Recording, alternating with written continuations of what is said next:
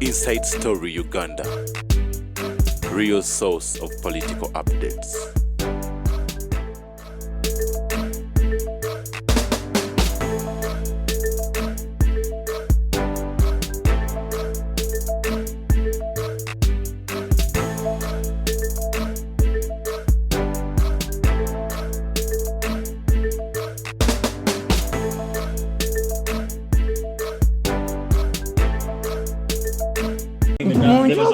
Buno bulezi bunjoge buno. Nswere mpuno. You cannot humiliate me. Mimi nasikia watu wanasema wua. Unaua nini? Mnafikiri mimi ng'ombe? Mnafikiri mimi ngondula? Mnafikiri mimi nkoko? Wua Mirundi. Mirundi muntu. Mirundi musambu. Mnafikiri mimi wua. Hapa kufanyane. Mgane mmote. Mnafikiri mimi ng'ombe? Mnafikiri mimi nkoko? Mnafikiri mimi umbwa? Mnafikiri mimi gondola? Mloza ndindika gondola? Mimi musambwa. Ukabate miaka 10. Ngale. Wewe wao. Tugena maso. Achakunte kama mwanda we. Achakunte kama mwanda we yeye ngolo ko simukole. Sibe no kumwanda we ya muntu ngalo. The president added in his missive to Mbabazi.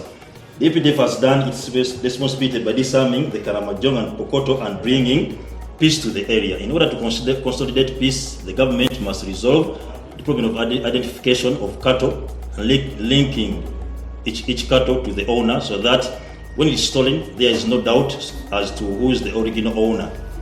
The Honorable Janet being on the ground, he said, she searched until experts told her of the technology solution. I commend her. Stand warning. Therefore, 7 warned Mbabazi, solve this problem and stop the comic theater of service importance, where the Wananchi are left to endless suffering when there is a so-called government and so-called decision maker. If there are comparable technologies that are cheaper, let the concerned authorities say so in order to move. Feedback. This data infiltrated Mama Mbabazi, who for a long time had not experienced such stinging criticism. It is on the basis of this that the services of the CID, Director Joyce Akuro, were sought. She assigned herself the responsibility of investigating the alleged corruption in the cattle branding project in order to either implicate or embarrass the First Lady. Akuro also worked tooth and nail to implicate Permanent Secretary Pius Bigirimana, because the president had in the same letter revealed that it was him who had drawn his attention to the fact that the First Lady was being frustrated and the branding exercise was being sabotaged.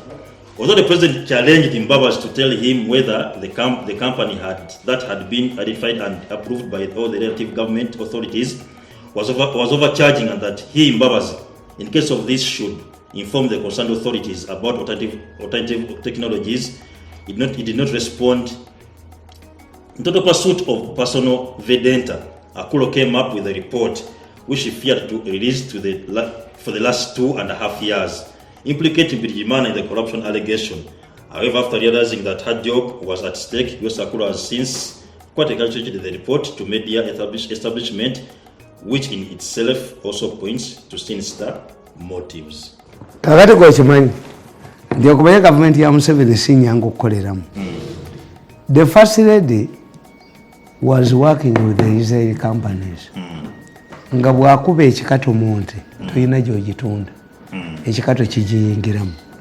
Mbabazi also had motives mu kuba president. Naye sooka olabe. Muwanga, the Auditor General, published a report to the effect that the First Lady traveled to Israel 7 times a week. Ningwalabi nesejjembeye oye Muganda. Muwanga nesejjembeye Mbabazi yamukoza nesejjembeye. Muwanga oyina sejjembe. Oyina sejjembe. Empty head. Naye nange naga nabbe ettaka. Nakula ono alupo. Nawandika bajosoma akatabo kano nkubuli alupo kye yakolanga n'Embabazi. Ayirafa ati Museveni. Alupo n'omuteeka wa alupo. Abaganda baganda kabuko kakadde tekagwamu nsekere. Alupo wa Mbabazi yennyini. But boy, ali so quiet. Chichi. Ngati nkugambye. She's so quiet. Tayagala government. Alupo n'entwe ye pussy. Walu twetwe ye pussy. Walu kaina obutuwe kati bajja katta nafuna ettaka Tamale alipotagala government nafuna ettaka nabategeera nti bagenda kuzimbawo institute aba South Korea n'engula makati nga tebalina gye balaga alunajja n'omutwe gwe wa president your son has grabbed land the president rang me yes I grabbed it I've stolen omusito gw'ennyama people are carrying bisambi wagulira nyina wakoni ennyumba where does mine nga bamukubye ettaka naliremera n'ezifuna millions of dollars nkalupaneregamu ne bateekamu akasajja mbu ennyumba ya musomesa byakasiyaganga ekiro n'emisana amaanyi mbandisa akataba amaanyi ga siriki bakasiyaganga ku makya n'olweggulu amaanyi ga siriki amaanyi ga siriki mpandisa akataba amaanyi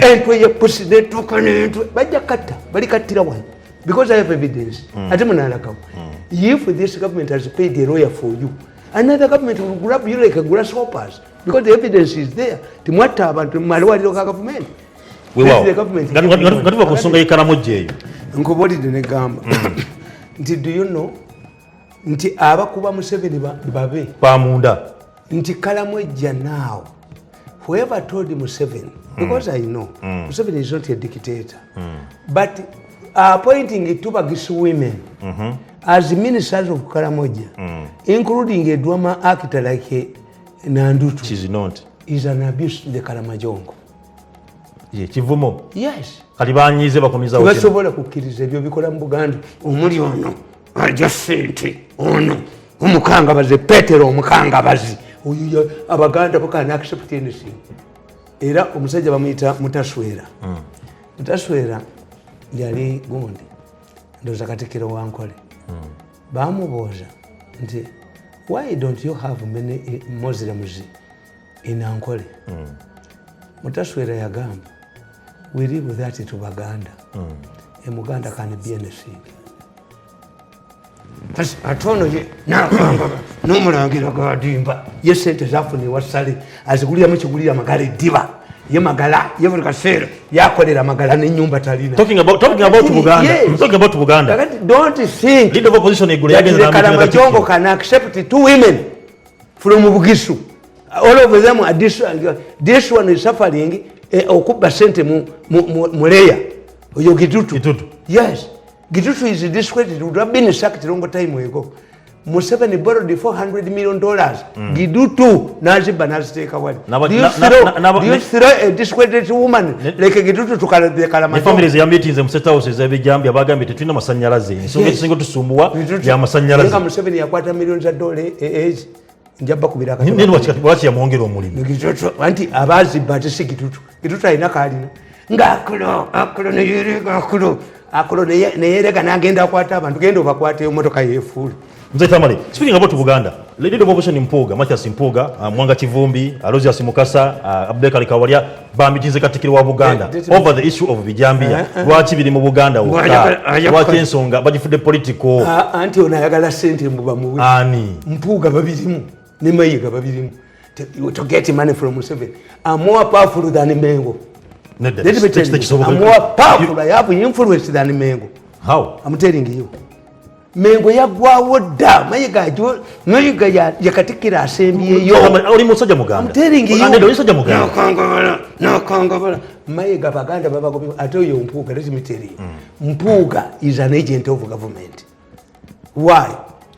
Omwana wa hotel Bulavada Hajat eyali next to Mpuga has been silenced, which means she made a mistake to contest with Mpuga.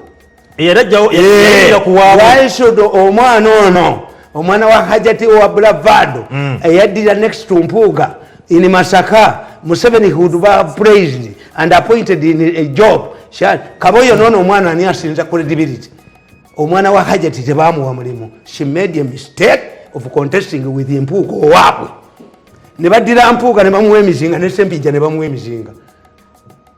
Mwana wa Sempija ne these are the same. There is a government within a government. Sempija bamaze okuba nti yatta ente z'amawako is the Sempija you promote. Sempija kalidde wange mbu jajja nakuyamba luli otangayo ne nkuyira akadomola kasi. Sempija ever venture in my home benkwasa omutwe kuba bamala okubajoga ne baba naye ku mazi ne babanywanako ne mukoma weewange nze mbasiimule tudde ku nsonga y'ebijambi Mpuuga yagenze the issue is now before court. Mpuuga okumanya is an idiot. Mpuuga is an idiot. Do you know the character of Mpuuga? Mpuuga bamukwata n'omusajja mulooje ne bamukubeseza ono omusajja ajja tumalawo Museveni ajja bamalawo. Museveni yagamba ogende oyende. Museveni yakugamba ogende oyende. Do you have the credibility gwe Mpuuga to be opposition leader? Gwe bakwata ne ku musajja ne bakubesa se. But the opposition leader wa opposition. Anti waabwe bwe bakikwatira mulooje kyaga bakikubya essasi omusajja akikubya essasi akikutte ne mukazi waakyo ono omusajja ajja tomalawo Museveni yamukuleetera nikiriri ku mutwe kizijagadde kitinga mawumawo. These are sellouts. I don't respect Mpuuga. Look, who brings in normal circumstances, who can bring a proposal to reinstate term limits? Term limits are instated by presidents who fear their successors, like Uhuru if he had a chance. Yes, but how can Mpuuga, opposition leader, bring a motion? One of his proposals is to reinstate. Once you reinstate, you are saying that you are giving himself an additional 10 years. 10 years. He is not improving on the election process. Museveni yamwongedde emyaka emirala emeka 10 because the law is not abantu babimanya ebyo waabwe Mpuuga waabwe wotegeera nti Mpuuga waabwe nti omwana ono omuwala ono omuto Mpuuga yamusinza obululu 10 ng'ate amubbye naye Museveni tawadde mwana ono mululu tamuwadde mulimu kubanga yakola ensobi y'okuvuganya Mpuuga owaabwe. Why do they fight me? Lwaki bannwanyisa? Mayiga tayina namayiga bagenze embuga okuwaba ensonga ebijambi wakiri mu Buganda ebijambi byakamukayole Katikkiro Peter Mayiga n'abakubiriza okuba nti tayina Mayiga tayina kantu Mayiga tayina kantu era yabasabye oludda Mayiga operates like a homo. Mayiga operates like a homosexual. He depends on other men for kati Mayiga tubuulirengako nti kati kabaka yagenza okusaba ewa Museveni abakopi baleme musangayo nini muswaza Buganda mumulowooza abasoka tebalwala abanyola tebalwala kabaka namala okwogera ebikankana nagende wa Museveni oluva wa Museveni nagende gundi gwadimba nagende wasale najjayo sente gwere bakusindikira gundi. You think we are jokers? If anybody thinks that Baganda fools, we are not fools. Oyo mwana tekyalina mugaso mwengo teyina mwengo back on the self destruction mission nebba ettaka nejoga abantu akakalisi kalina muntu yenna gakalwanira kakutte Bwanga ate Bwanga tugenda muzaayo Katikkiro yakwata Bwanga. Let me tell you nakalima yakanti babema omumbejja Bwanga tugenda muguza mu kkomera gye bamusibira mugenda muzaayo ne benzi tumujeyo mugenda kumuzaayo Mayiga zi omumbejja juu Bwanga juu Mayiga zi tukubaka sajja kati tukakubira eddala kakolesa Nakalema. I've written a book, the Nakalema I know, and with the audio and the video clips bakubire Nakalema tamanya ono omusajja ono eyattaka wezi eyajjawo omusango tebamitingangako simanyi omanyi nti Nakalema yakettanga Museveni gwobi ogedde wane is my book njaga prepare for lawyers benkuwaniko kugambi mala kukwata nina mashini zingenda okuba mala kukwata ku video nti abo babuuzi nakubya akatambi ko mu Pakistan emyaka ene egiyise ne bagamba nti ayina bukadde nina bukadde gwe kado kantu ya post katudde ne chairman ne katula ne kaganti kakati we are safe. The president is on our side at socially say even Museveni coming to pay for you nga international community bayina konti mwatta abantu Museveni you anybody who is advising Museveni to give you a lawyer is also kakati Museveni mumudraginga mu kintu because is musajja abakwatirwa ekisata ayagala babatwala naye ono lawyer gwe yaleese relative we tamanye evidence baliko mmwe. You stink like a malwa toilet. Pakistan bamukwata omuchina ono abadde wano mu Uganda akakasajja kagende wo muchina ne kamubbako millions za dollars nya ne kagenda omani omusajja ne kamubbako sente ne kabba million 10 ze bali bagenda n'entwe yako n'entwe ne sijembe yako. Mirundi has a magin. Yes, I have a magin. You for today now, let me tell you. okimanyi nti nga wagenze wange waka kati onsangawo ng'otudde onsangawo ewaka mu mirundi alina ejiini eri mufaanana. You go to my home now. You'll see me there. Singe bali soka nandisindise Faruku n'ala bubeka joli. Mzee Tamale abagenze wakatikiro kuba nti baloopa ensonga ebuga bamaze budde. Yes, because they are stupid. If people fight in a Kitobero and Kuka, those who have been injured, where do they go? Do they go to Mengo? Does Mengo has political power, judicial powers? Bagenda ku police. Yes. The person who banned the Bamanika Palace, where did he go? They wanted to politicize the killing of Uganda by these fellow people. It confirms that Maiga, if I was in power, I would arrest Maiga, I would arrest these idiots in Noob and put them and join their fellows. I would sack the magistrate. This magistrate in impeach. There is no evidence that the Mzungu gave this man Welles. You are an idiot. Let us find out how Welles with this woman a fiancé before you go to the Mzungu. No, we were soma. Watuka komu pitu mukazigwe. Gu magistrate we impeach. Did you reach P7? Because we know what the woman you want to save as a woman. How Welles was she before she found the Mzungu? Handa mansiru tiruchi toina siru gwe toina bwongo siru chi siru yomulabuzi bisale kuze kubeli ko mwenda mu court. You see, we are not, and Museveni is looking for investors. This is story of cheating Muyindi. Omayiro acho omusajja yes but in a Arab, if you spend money on a prostitute, no financial institution will give you money again. What this man was, why he was imprisoning Bad Black and buying vehicles for her, they separated the two things. His business and his future. Okay, I didn't know that she was a prostitute. I thought it was my wife. But the man was protecting his future interests. If you have a law that helps a judge in a magistrate, you are lucky he's a magistrate in Mpiji, that a Mzungu who found an idiot, a poor girl, and invested in her, and the judge, the magistrate sides with the woman, there is no evidence. You would say, if I marry Murwana's daughter, if I marry BMK's daughter, then it means a magistrate can say, I don't know where you got the Welles. You look at our family. Is it a Welles family or relatively Welles?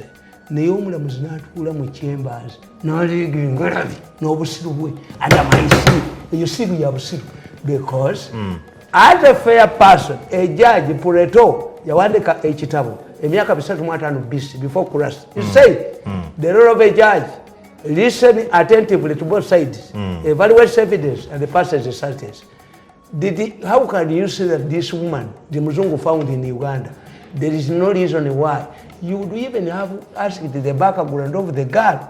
How no itana abajulizi omuwala ono bwe yali tanalaba Muzungu yalina sente naligingalabi under my seal that seal is a seal of stupidity. The seal you are holding in your court, in your chamber, madam in Mpiji, is a seal of stupidity.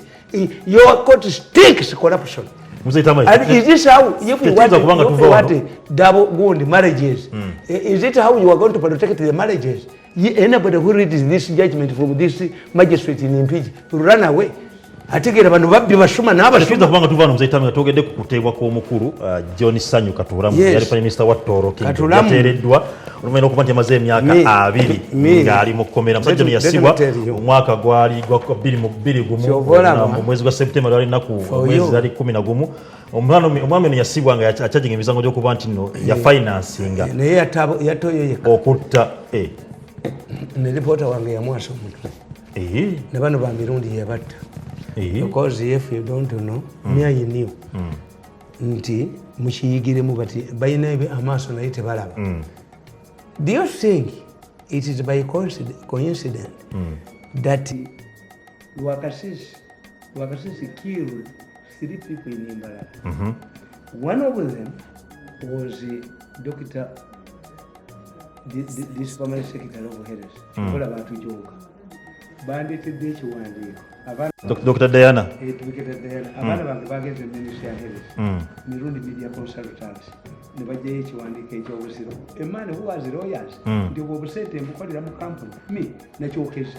Anybody who brings an agreement between the media consultants and Ministry of Health and bandit. That's the fake. It wasn't being collected. What about sending me? What amount of money do you have, you people? Nagamba kakasika na kaini mtofaling kama hanga kado chaka uli. I change against our president company. Can I do business with you? My company. Nkolena mumu. Send meka. Nekitu ndemo ichi chaba nekitwele batabani bange baloye. Nimbaga mu babuzi. Me I'm not a poor man. Look that when you dangle a few dollars kana akadita $1 million nanika bia msumari mtu. What I'm looking from you is compensation. Because I've never, you killed my political career. Kakati nkugamba. Kunde katuramu. Tikaturamu. Abayigirize. Kijana ngoma was a kuripo. Kali kasejja kalemu. Kanywa walaji wao. Neka muvuma ntiyagala omukazi kweni mars. Kekali kamwambula mwempale. Why did he kill him? Ekyokubiri uyu musajja yatta kijana ngoma was an ADC of Mugisha Muntu as a command. He deserted the army, started becoming a highway robber. When he was hired to kill Kijana Ngoma, he went to a bar and they found the Mirindis and Batile Makerere. Never mutegera as they were zeroing on them, and then they are Galamutta, Nadukirema, Rwanda. Mayombo told me, Mayombo called me, tell me in a dilemma. Yes, the president, your friend has told me to handle this case, but he knows. Mayombo yamuwe emisanga ebiri. Museveni alina muganda we. Gwe yamuwa Mayombo nagaba mwenike kalaba. Mayombo bamuwa omusango ogwo. Naga nti muhikirwa bamusibe. Mayombo yali agendikiza Besigye mu demoting to captain agende Congo sekwe kumutta. Mayombo was tough like me. Mtaba tumwebaze nakano entwe ye pussy. We are like Mayombo. Mayombo was not a con man. Mayombo could not kill as you have killed the people in hospitals. Don't compare yourself to Mayombo. Mayombo was not a killer. Mayombo was like me, highly intelligent and credible. I fuck credibility. I'm Mayombo myself. But we are not related. Yeah. Yesterday to Waba de Coserena, Gono Yanko Sam, Kunega Idi. Singankuvamu gwe, Nankuvamu Nakatweka. Boadia Jaco programs and Guadiate, Kakati Babudira. Killing a person does not serve for issues. All of the cases you are doing now, God has given you.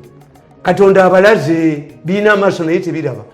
Do you know that Lwakasisi was arrested by Okero Rutwa? Lwakasisi yali amaze okutuusa obuti ku border. N'akomawo agende mu Bank of Uganda bemusente. Yasanga kubati wali gundi mobile phone. Aba akomawo ne bamukwatira ejjinja. Lwakasisi wanted to throw himself in the dam. Nebamusiba. Bokero Rutwa. Why didn't the Rutwas release Lwakasisi? Because of the fighting between Mwanga and Lwakasisi. Okay. Lwakasisi spent there 20 years until Museveni has matured. Nebaganti a no demand and no the president becomes pragmatic and flexible. Banasulu n'abajjayo.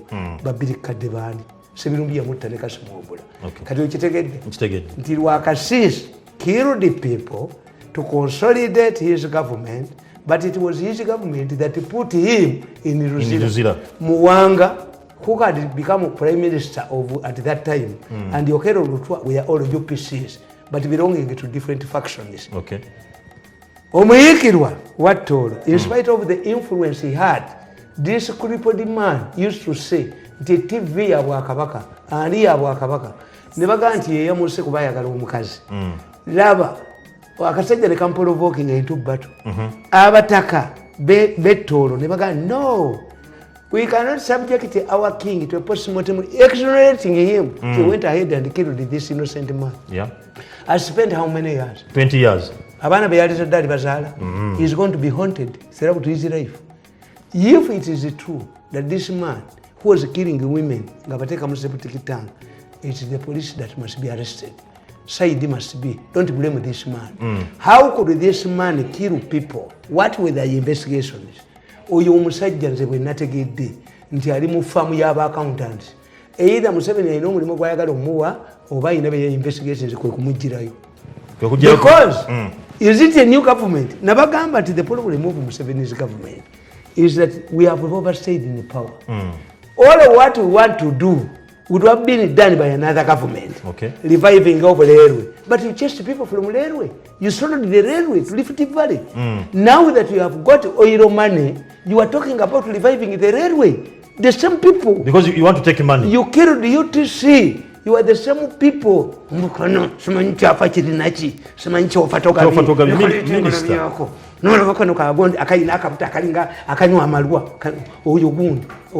We must fight this man. Magesi, the most dangerous one. Magesi, how dangerous is manipulated by mafias. Magesi has directed a local council in Kampala to sit in somebody's hotel, but the most said, I will fight you. I'm recording you. I will take it to the police. I come to work. I know come to Rosa. I'm not quitting. I will fight you. Odeko matokaza fwe. Kaga.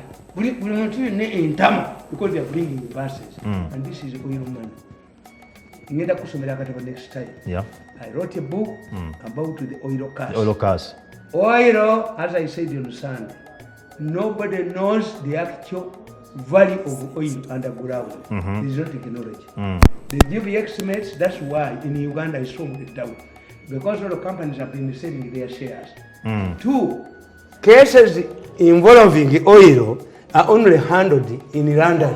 We have a handshake and a baba. The number of mukazi akolo nti one day gwe mukazi gwe tujja kuchima mumanyate kalamoji. Where is the woman? Bago bembwa. Ono mukazi yasawo Uganda ya line. Amvuya. Aliwa. And one of the reasons you people didn't know, why did we start with the East African gold flights? The maiden flight of Uganda Airlines, unknown to the managers, was carrying the first cargo of organs to Mombasa. The